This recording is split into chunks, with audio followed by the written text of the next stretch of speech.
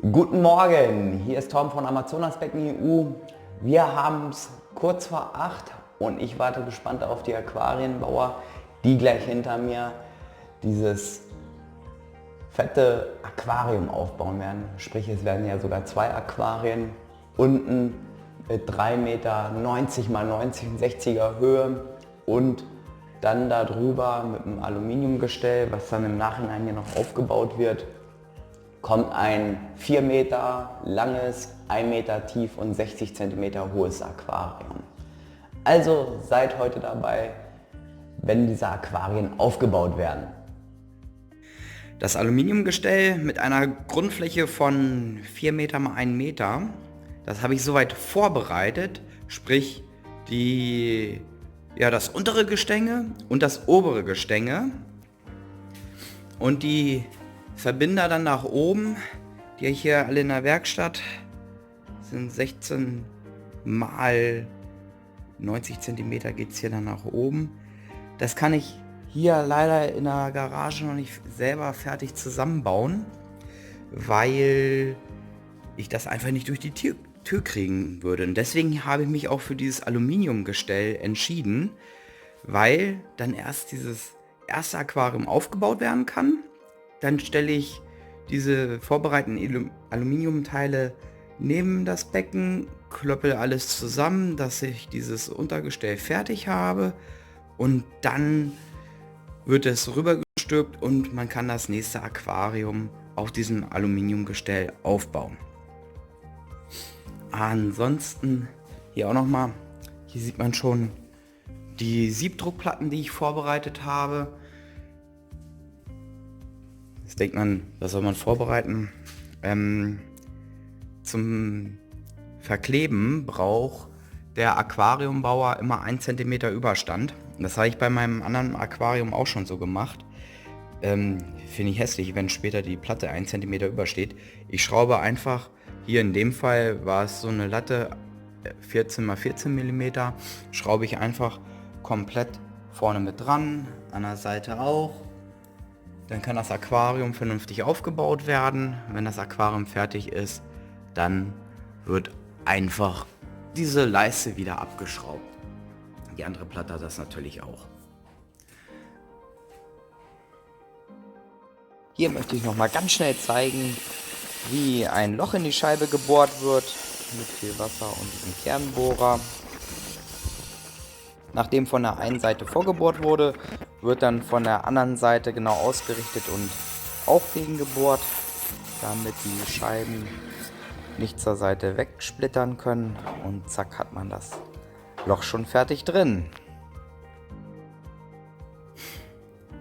Die Rückscheibe wird einfach vor Ort foliert, weil beim Transport es zu wahrscheinlich ist, dass irgendwelche Macken in die Folie reinkommen.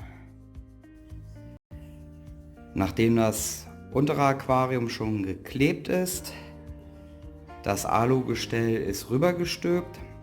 Ja, deswegen habe ich auch ein Alugestell genommen, weil ich dieses Alugestell hier nicht als Ganzes in den Raum hineinbekommen hätte mit 96 cm Höhe und 1 Meter Tiefe. Das habe ich dann hier vorm Aquarium erst zusammengesteckt. Jedenfalls wurde jetzt für das obere Aquarium auch schon mal die dreiteilige Bodenscheibe draufgestellt. Hier habe ich es ausgeschnitten, das Holz, für den Überlauf. Der Überlauf dient dann dafür, dass ich die beiden Becken vom Wasserkreislauf miteinander verbinden kann. Als nächstes werden die dreiteilige Bodenscheibe einfach miteinander verklebt mit Hilfe dieser Streben. Das kann man hier ganz schön erkennen. Und des Weiteren gibt es noch Streben, die rundherum angeklebt werden, wo die senkrecht stehenden Scheiben angeklebt werden, damit die Oberfläche größer ist, an denen die kleben. Danach wird die Rückscheibe genau ausgerichtet und mit Silikon angeklebt.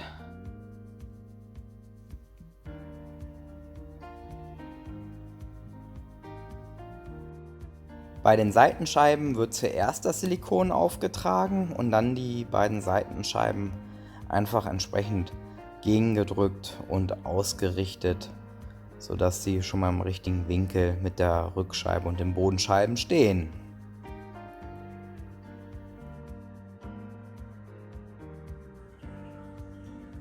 Zum Schluss ist dann die Frontscheibe einfach noch gegengeklebt worden.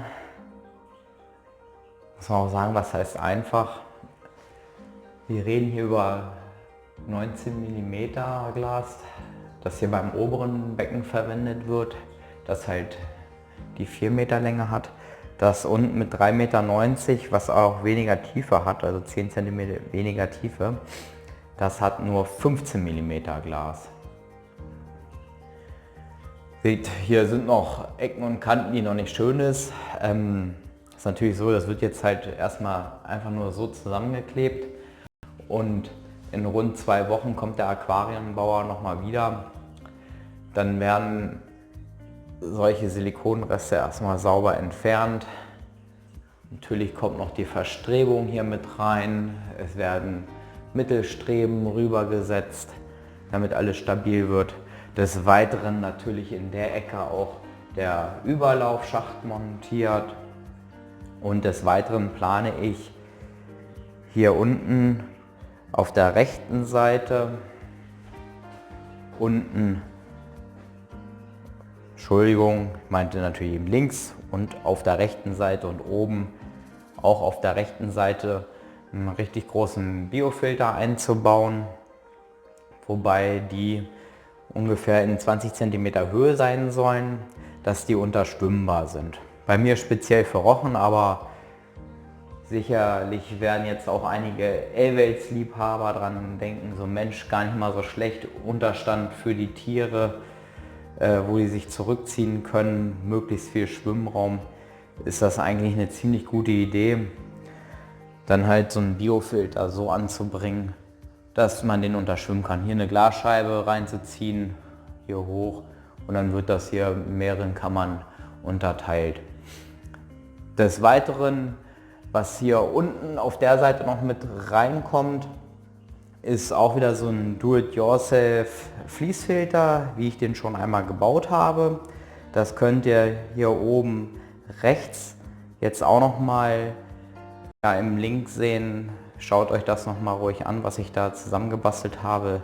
Ist eine astreine Sache, deswegen wird dieser Fließfilter in dieser Anlage auch wieder Platz finden. Und er kommt halt auf diese Seite, weil dann oben vom Überlaufschacht gespeist wird und halt auch von dem unteren Becken, dass dort das Wasser zusammenläuft zur mechanischen Filterung.